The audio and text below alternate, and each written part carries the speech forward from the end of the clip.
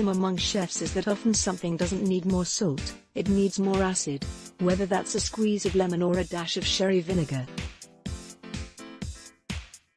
Often, in fact, it needs acid more. The lovely thing with pickles is that they can add color, acid, and salt, all in one fell swoop. Consider the taco, a taco bar set with guacamole, lime quarters, tortillas, protein, and cilantro is great. One with chopped onions is a little better. But one with pickled onions? Now you're at a restaurant, even if it's only in your mind. And those pinkish pickled onions you spy? They're an absolute snap to make. You don't need to turn on the oven. You don't need to know about jarring and canning safety. Not for a quick pickle. Related, the homemade pickle popsicle recipe. You need this summer. I routinely pour a bit of red wine vinegar over thinly sliced white onions, adding a pinch of kosher salt, another of sugar, giving it a stir, and leaving it alone for 15 minutes to an hour. When I'm done with the rest of my taco bar prep, I come back to it, and voila, pickled onions. If you want a more formal pickled onions recipe that incorporates cucumbers, go here. Pickles are a gorgeous way to amplify a meal. Got cheese and crackers? Set them out with pickled crudité and olives, and watch people lose it. You've just gone from home cook to certified genius. As Hugh Akeson, chef and owner of Georgia Restaurant 5 and 10, author of A New Turn in the South, and pickle guru, writes to Health, if you want something to pickle fast, cut it more thinly. Atchison's book has recipes for pickled green tomatoes, okra, and gingered carrots, among other things. The man likes a pickle. As for whether you're going to need to turn on the stove and make a hot brine before pouring it over the vegetable, which tends to be the most perennial pickle preparation, he suggests you consider how you'd typically serve the produce in question. Would you normally cook it? Hot brine. If you'd have it as crudité, cut it finely and pickle at room temp.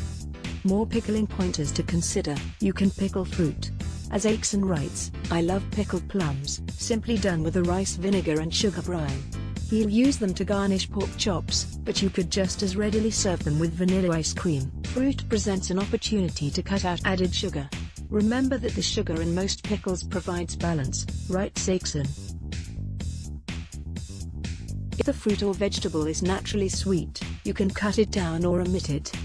Related, how to make pickled strawberries. Other tips. Things can pickle in seconds. A fast tsunamono of cucumber is literally a 30-second pickle, writes Akeson. And you don't always need salt, either. Salt is needed historically as a preservative, and I believe in the maximizing of flavor using salt, but it is not necessary. Just better. As for choosing vinegars, if you use one in your pickling solution, you could also use hot water and salt. Any one works, but not traditional balsamic, writes Akeson. Cider vinegar is my most common medium. And if you're doing a quick pickle, for goodness sakes, don't create huge hunks of vegetable that won't pickle all the way through. The biggest mistake most quick picklers make, Akeson writes, is they cut things too big. You don't need fancy storage, either. A clean jar with a lid works fine, says Akeson. They just need to be stored in the fridge. His basic brine and all-in-one pickling solution that works for onions, cukes, whatever is below.